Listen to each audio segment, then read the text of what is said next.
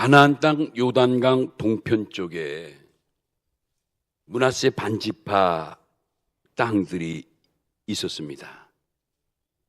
그 땅 안에 길르앗 야베스라는 마을이 있습니다. 이 조용한 마을에 이스라엘 사람들이 살고 있습니다. 어느 날 적대국인 이웃 암몬 나라의 나하스 왕이 이곳을 갑자기 침략을 했습니다. 이 나하스 왕이 자신이 더 강력하다고 믿었기 때문에 이곳을 침략하면서 말 그대로 아나무인격 행동을 합니다. 그는 결국 이 길앗 야베스 사람들에게 이렇게 엄포를 놓습니다. 내가 너희들의 오른쪽 눈을 다 빼어버려야 내 직성이 풀리겠노라. 여러분 그 내용만 들어도 섬찟하지 않습니까? 오늘 사무엘상 12장 2절 말씀인데 여기 제가 한번 읽어드리면 암몬 사람 나하스가 그들에게 이르되 내가 너희 오른 눈을 다 빼야 너희와 언약하리라. 내가 온 이스라엘을 이같이 모욕하리라. 여러분 얼마나 끔찍한 표현이고 얼마나 무서운 말입니까? 이 공포의 순간 겁박을 받은 야베스 사람들은 절대 절망감에 빠집니다. 두려움에 처하게 됩니다. 사랑하는 내 아내, 남편, 자식들, 부모들 모두가 다 오른쪽 눈을 다 폐인받아야 하는 이러한 절체절명의 위기에 처해 있습니다. 이렇게 되자 이들은 아무 힘도 없고 그래서 빨리빨리 옆에 있는 이스라엘 형제 지파들에게 긴급한 도움을 요청하게 됩니다. 근데 이 긴급한 소식이 바로 사울왕에게 도달하게 됩니다. 이때 이 소식을 들은 사울왕이 하나님이 주시는 거룩한 분노와 능력을 통해서 마침내 암몬왕 나하스에게 달려나갑니다. 이 소식을 들은 이 야베스 사람들은 절망 속에서 순간적으로 기쁨으로 바뀝니다. 자기들의 이 위기를 구하기 위해서 중앙정부인 그곳에 사울왕이 정규병력을 데리고 우리를 도우러 온다는 소식을 들으니 얼마나 기뻤겠습니까? 결국 이 사울왕이 적군 암몬의 나하스 군대를 당당히 물리쳤다는 얘기입니다. 이렇게 이 길앗 야베스 사람들에게 갑자기 닥쳐온 이 엄청난 절망적인 위기에서 그들이 벗어나서 마침내 자유함을, 승리감을 마음껏 느낄 수 있었던 비결이 뭘까? 결국 이 전쟁에서 승리한 비결과 같은 내용인데 저는 오늘 이 전쟁, 그 유명한 이 길앗 야베스 전쟁에서 이스라엘 백성이 이겼던 이 승전보의 비결이 뭔가 몇 가지 좀 정리하면서 우리가 은혜 나눌 내용이 있어서 말씀을 드립니다. 첫 번째는 이스라엘 백성들에게 하나님의 영으로 충만한 지도자가 있었기 때문입니다. 하나님의 영으로 충만한 지도자가 있었기 때문에 그 긴박한 위기 속에서도 잘 벗어날 수가 있었다는 거죠. 여러분 사울왕이 이 끔찍한 소식을 들었을 때 그도 겁먹고 피하거나 주저하지 않았습니다. 야베스 사람들의 긴박한 소식을 듣고 사울은 분노해서 거룩한 분노죠. 거룩한 분노를 가지고 곧바로 군사를 소집하고 지혜로운 전략을 세워서 이 전쟁에 임했기 때문에 승리를 거둘 수 있었습니다. 야베스 사람들을 그 위기에서 벗어나게 할 수 있었습니다. 중요한 점이 있습니다. 이 사울의 배후에 누가 함께 했는가? 바로 살아계신 하나님이 함께 하신 줄로 믿습니다. 이 점이 중요한 거예요. 그런데 여기서 생각할 거, 왜 하나님은 사울왕을 이 위기에서 사용하셨을까? 왜 하나님이 하필이면 사울을 들어 사용하신 이유가 뭘까?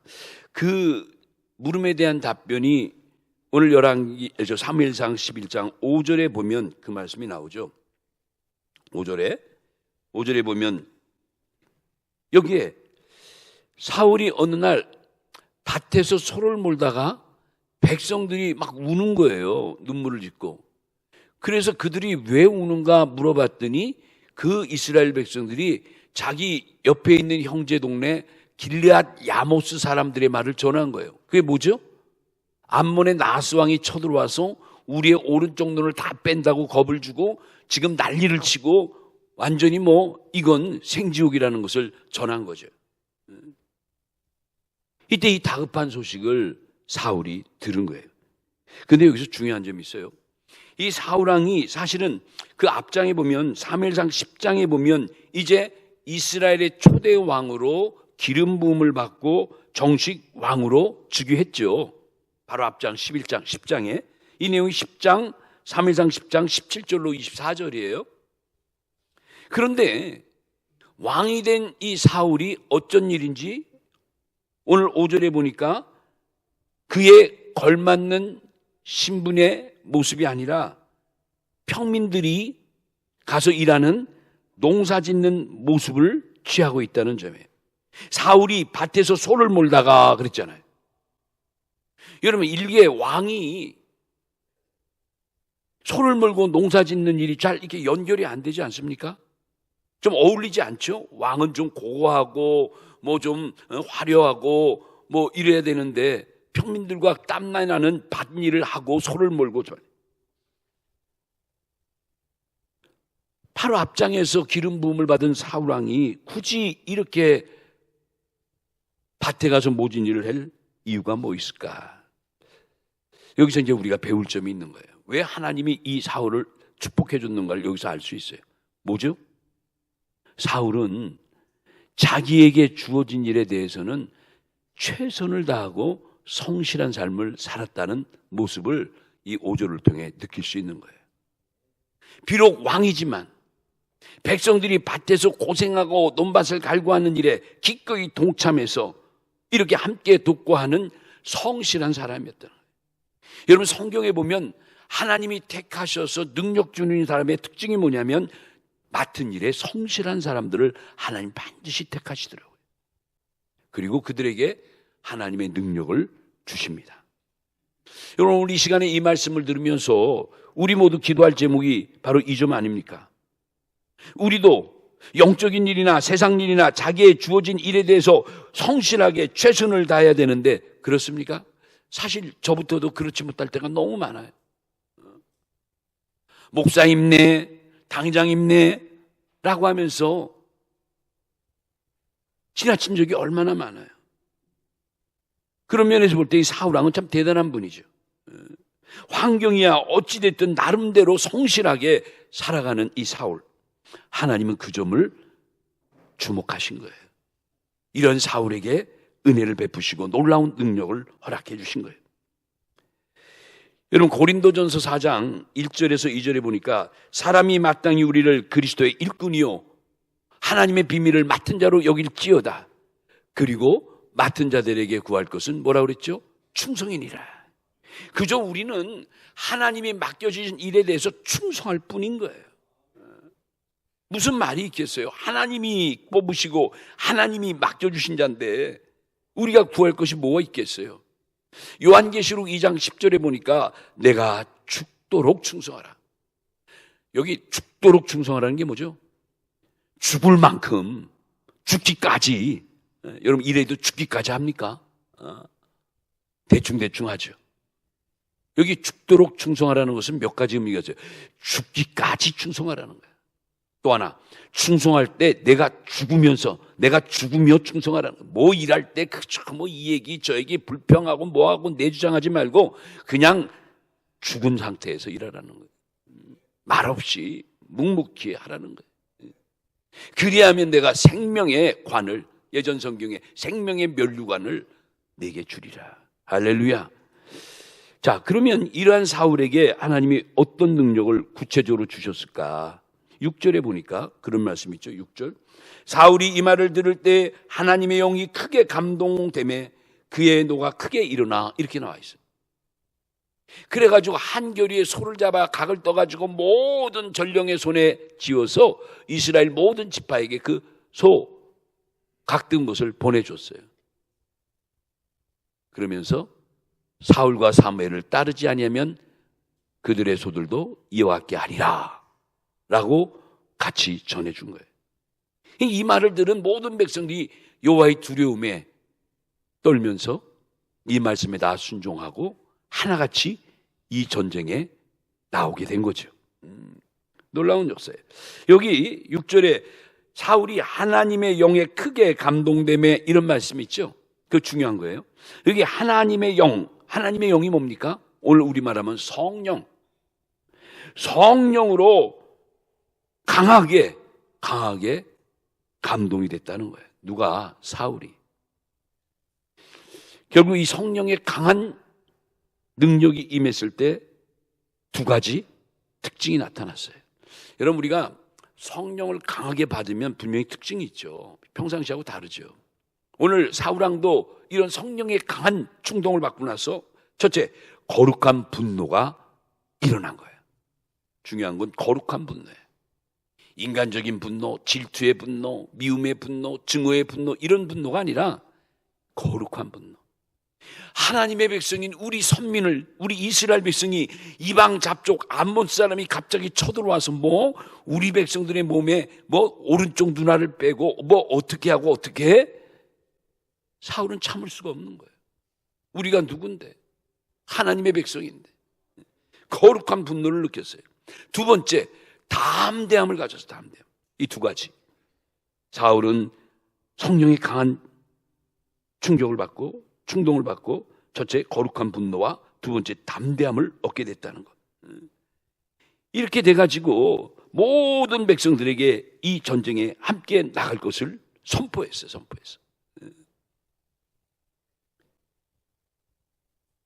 이런 행위 자체가 여러분 거룩한 분노요, 대담한 담대함 아닙니까? 선포예요, 선포.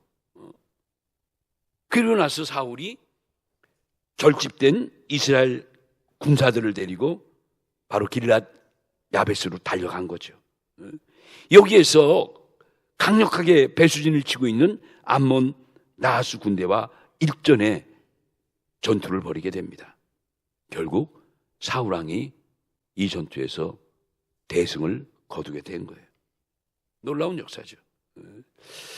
두 번째 생각할 것은 이 전쟁의 승리의 비결 두 번째 뭐냐면 성령님께서는 택한 자에게 반드시 담대함을 주신다는 거예요. 성령님이 택한 자에게 담대함을 주셨기 때문에 이 전쟁을 가차없이 밀어붙이고 승리를 거두게 된 거예요. 사랑하는 성도 여러분, 성령은 지금 우리에게도 담대함을 주시는 줄로 믿습니다. 성령님은 믿는 우리들도 하나님이 택하신 여러분과 저에게도 때를 따라 담대함을 주시는 거예요. 디모데후서 1장 7절에 보니까 하나님이 우리에게 주신 것은 두려워하는 마음이 아니요 오직 능력과 사랑과 절제하는 마음이니. 여러분, 하나님이 우리에게 주신 건 절대 두려워하는 마음 아니에요. 오히려 능력을 주시고 사랑을 주시고 예전 성경에 근신하는 마음, 절제하는 마음을 주셨어요. 혹시 여러분 우리 생활하다가 내 마음속에 두려움이 확 임할 때 이거 여러분 잘 생각해야 돼요. 하나님은 절대 우리에게 두려운 마음 주지 않습니다. 우리 마음속에 담대한 믿음, 창조적인 믿음, 능히 감당할 능력을 주시지 우리가 두려워서 떨고 그래서 오그라지고 절대 그러지 않아요.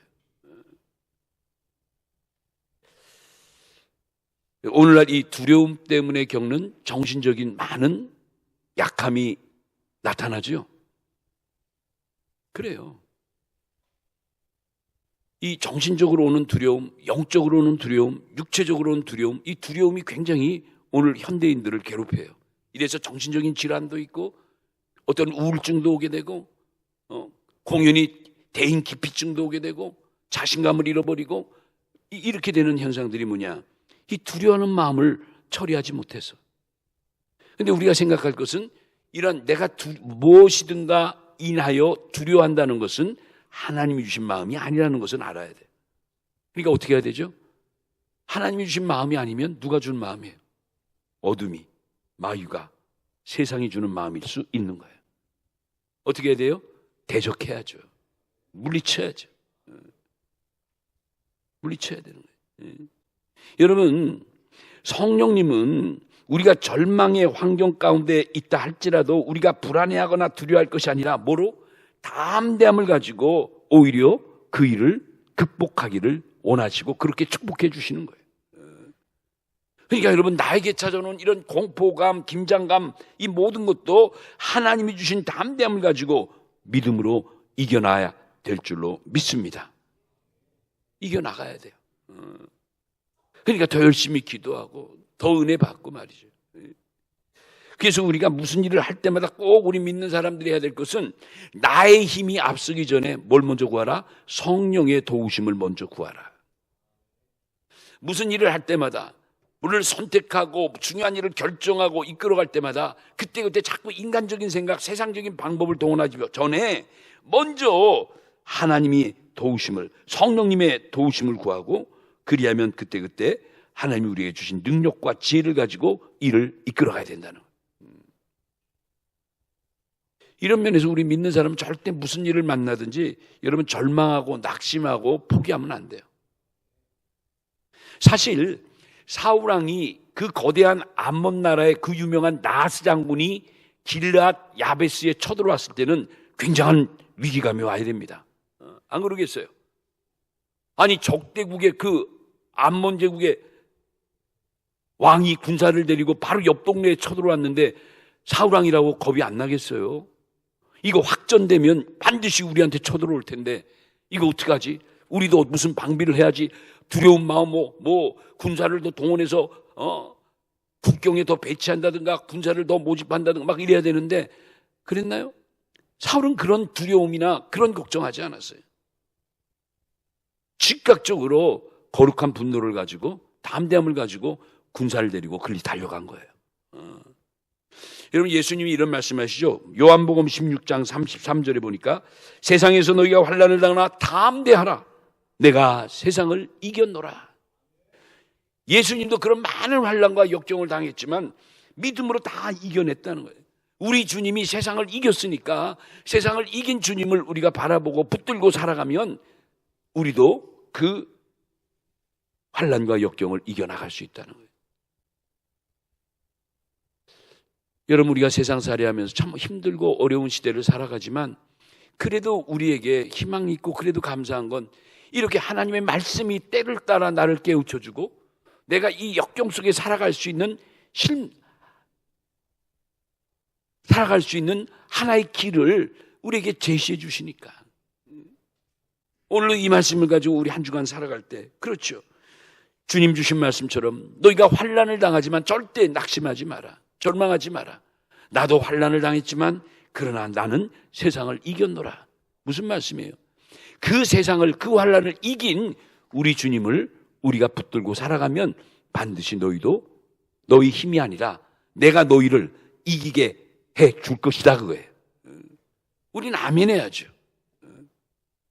자, 세 번째로 이 전쟁에서 이기게 된 결정적인 이유가 뭐냐면 야베스 사람들을 도왔던 이스라엘 백성들의 온전한 믿음이 이 전쟁을 승리로 이끌었어요.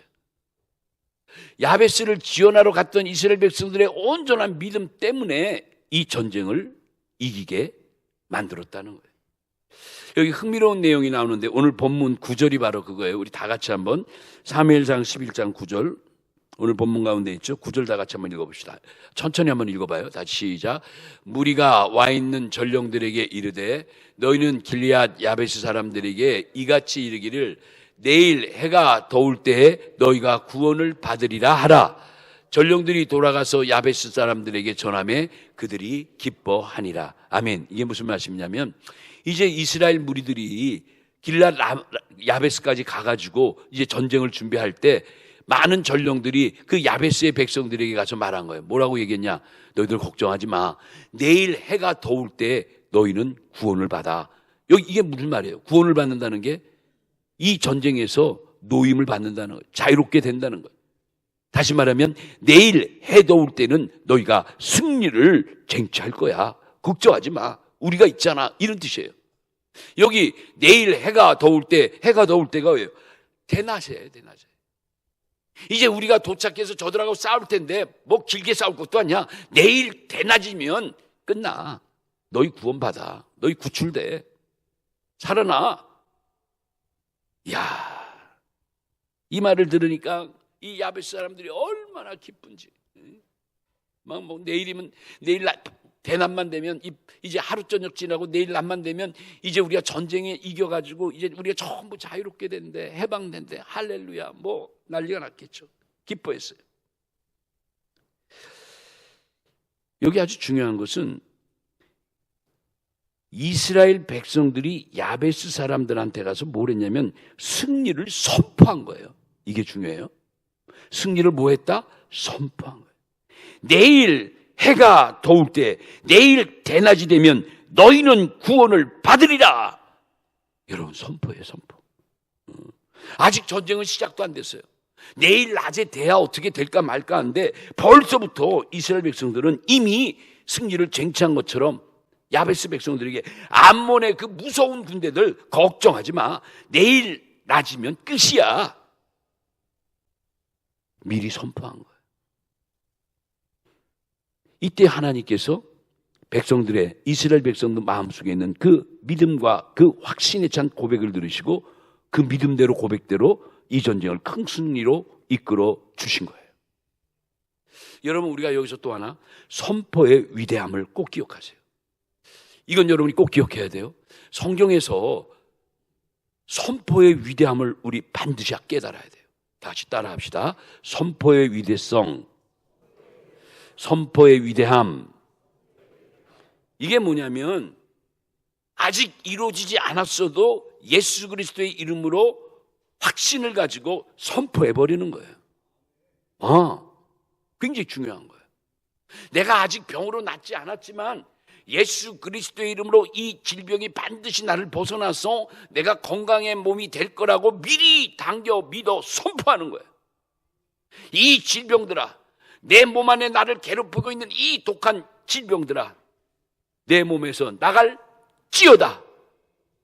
선포하는 거야. 선포.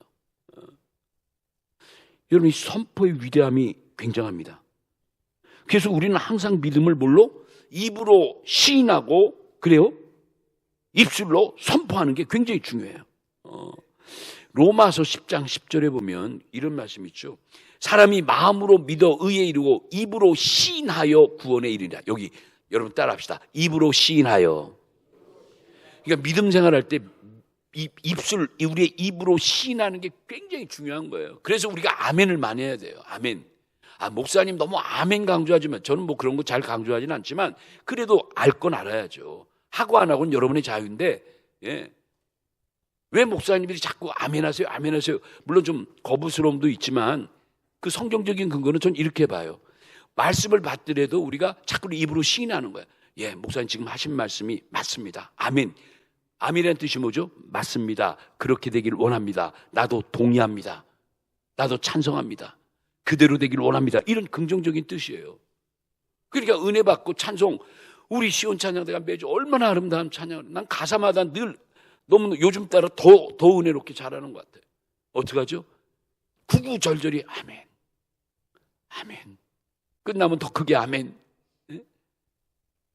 그게 왜 중요하냐면 내가 부른 찬송만 아니지만 그 가사가 너무 은혜롭잖아요. 그렇게 되기를 주님이여 나도 소망합니다. 나도 그렇게 되기를 동의합니다는 뜻으로 아멘 하는 거예요. 그게 뭐냐? 입술의 시인이에요. 그러니까 우리가 이 아멘 하는 것이 그래서 중요한 거예요. 아셨죠? 아멘 하면 아멘 하는 대로 이루어진다고 내가 믿고 가는 거예요. 그러니까 그렇게 선포하지 않고 믿는 거와 선포하고 믿는 건 다르다는 거죠. 똑같이 교회를 다니고 똑같이 예수를 믿고 똑같이 말씀을 받는데 어떤 사람은 정말 확신하고 떨어지는 말씀마다 아멘 아멘하고 그 말씀이, 그 믿음이 반드시 그렇게 되리라고 마음가짐을 가지면 그런 거와 상관없이 교회 다니고 그런 거와 상관없이 입 다물고 다니는 사람하고 다르다는 거예요. 이게 바로 입술의 선포의 위대성이에요. 그러니까 지금 이스라엘 백성들이 아직 전쟁도 안 했어요. 나하스 왕과 그냥 새까만 암몬 군대들이 야베스 마을을 둘러싸고 있는데 그들이 가가지고 미리 걱정 마. 내일 낮에 반드시 이 전쟁은 승리로 끝날지어다. 구원을 받을지어다. 선포해, 선포. 그러니까 하나님이 얘들 봐라. 내가 도와주지도 않는데 지들이 벌써 믿음을 끌어당겨가지고 그냥 뭐 이길 줄로 믿습니다. 하나님이 꼼짝 못하는 거예요. 꼼짝. 안 도와줄 수가 없는 거야. 이렇게 믿음으로 확신하고 나의 입으로 담대히 선포할 때 하나님은 절망을 몰아내게 하시고 소망의 빛으로 우리에게 임한다는 것을 이 말씀을 통해 우리는 깨닫게 되는 거예요. 사랑하는 성도 여러분, 하나님께 언약받은 성도들의 삶에는 절망의 상황이 언제든지 올 수 있습니다. 만복의 근원이 되신 하나님을 믿는 우리들의 삶에도 얼마든지 낙심에 찬 일들이 찾아올 수 있어요. 왜? 인생이 그러니까. 예수 믿는다고 뭐 우리의 삶이 전부 장밋빛 인생은 아닙니다. 오히려 믿기 때문에 더 많은 어려움도 올 수 있는 거예요. 여러분, 이 작금의 우리들의 모습 보세요. 너무너무 걱정되지 않습니까? 최근에 세계 곳곳에서 거대한 전쟁이 동시적으로 지금 싸우고 있어요. 지금 대표적으로 러시아와 우크라이나가 보통 전쟁이 아니죠. 지금 뭐 3년째 들어가는가요?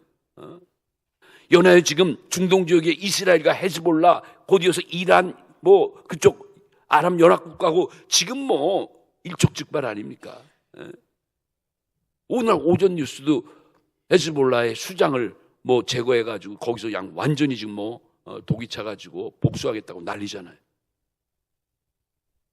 때마침 며칠 전부터 뭐 또 북한 무장 군인들 뭐 1만 명이라는 거대한 무장 군인들이 러시아까지 파병이 돼가지고 또 뭐 신분을 바꿔가지고 러시아 사람들로 해가지고 우크라이나 전선이 지금 배치되고 있다는 거예요. 이거 굉장히 심각한 거예요, 여러분. 북한 정규군이 러시아에 가가지고 파병돼서 우크라이나 전선에 배치된다는 것은 이건 엄청난 정치적인 문제가 있는 겁니다. 국제적인 문제가 있는 거예요. 북한군이 러시아와 함께 서방 지역, 우크라이나 뒤에 누가 있죠? 나토와 미국이 있잖아요. 우방국들이잖아요, 우리하고. 자칫하건 장소만 다르지 남의 나라에서 남북이 싸울 수도 있는 거예요. 이제 우리는 어떻게 하죠? 나름대로 또 인도적인 책임이 있으니까 우리도 이에 상응하는 역할을 해야 되니까 많은 살상용 무기를 우크라이나 제공할 수도 있고 뭐 여러 가지 지금 뭐 미묘한 관계예요.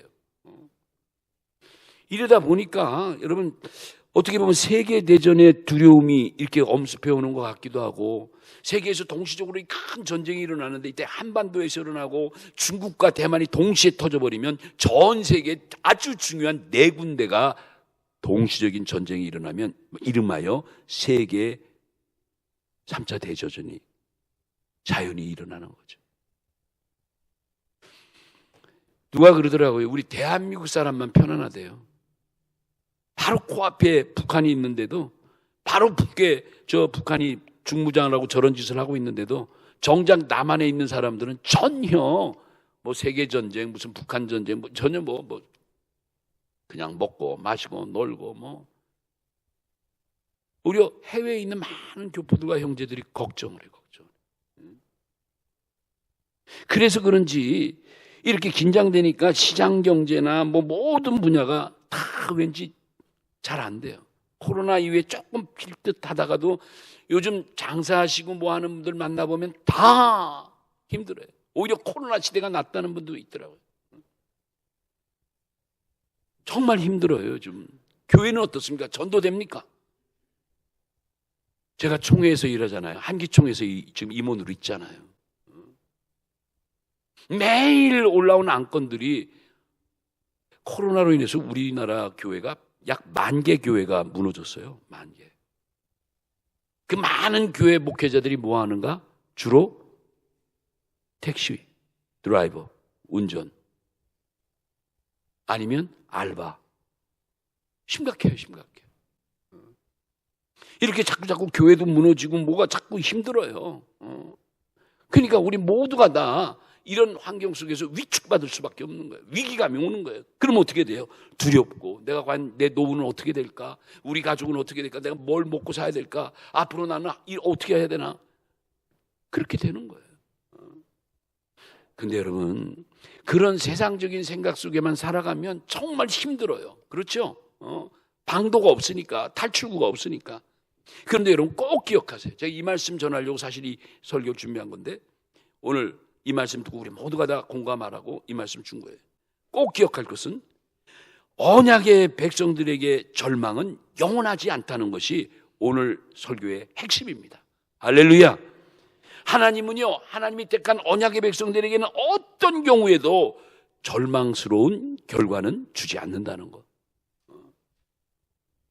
이 말씀만 들어도 너무너무 감사하지 않습니까?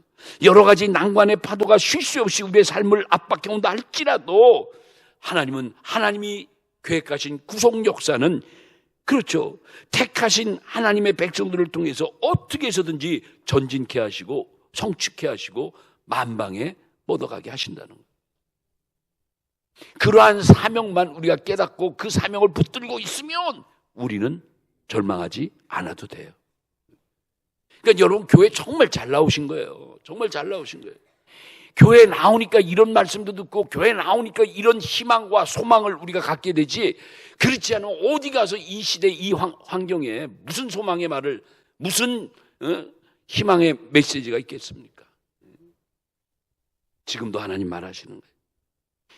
저는 이제 말씀 마치려고 그래요. 말씀 마지막으로 마치면서 드리고 싶은 말씀이 예수님의 말씀, 이 말씀 한마디. 누가복음 18장 1절에 주님 선포하십니다. 주님도 선포하셨어요. 너희들 항상 기도하고 낙심치 말라. 여러분, 항상 기도하고 낙심하지 말라고 선포했어요. 자신 있으니까 우리의 하나님 되시고 우주 만물을 창조하신 그분이 걱정하지 말래요. 낙심하지 말래요. 근데 뭐 조건이 있어. 어떤 경우에도 뭐하라? 기도하라. 주님 바라보라는 거예요. 하나님만 바라보라는 거예요. 오늘 우리에게도 이런 올바른 믿음만 있으면 어떠한 절망적 상황도 때가 되면 반드시 소망적 상황으로 바뀌게 된다는 것을 믿으시기 바랍니다. 성경이 우리에게 주는 메시지예요. 오늘 말씀이 우리에게 주는 희망이에요. 오늘 본문에 나타난 사울과 이스라엘 백성들이 경험했던 이 놀라운 승리의 능력이 이제 우리의 삶 속에도 재현되고 우리의 삶 속에도 열매를 맺어야 될 줄로 믿습니다. 이제 말씀을 마칠게요. 자, 오늘 이 말씀, 길리앗 야베스에 엄청난 위기가 찾아왔는데 이 위기를 극복하는 세 가지 비결에 대해서 말씀드렸어요. 이 이야기가 저 옛날, 지금으로부터 몇천 년 전의 옛날 고고 때의 이야기가 아니라 이게 성경 이야기이기 때문에, 구속사의 이야기이기 때문에 이 스토리가 오늘 나의 삶에 적용이 된다는 거죠. 이 이야기가 남의 이야기가 아니라 나의 이야기요, 나의 삶의 이야기가 된다는 거죠. 그러기에 이 말씀 속에 오늘의 나에게 주시는 하나님의 말씀이 있다는 거예요. 믿으시길 바랍니다. 오늘도 이 말씀 가지고 사울과 이스라엘 백성이 경험한 이 승리의 능력이 여러분의 삶 전 영역에 나타나셔서 이 절망적이고 낙심적인 세상 속에서도 끝까지 낙심치 않고 희망을 잃지 않고 오직 믿음으로 승리해 나가는 우리 모든 성도 다 되시기를 예수님의 이름으로 축원합니다.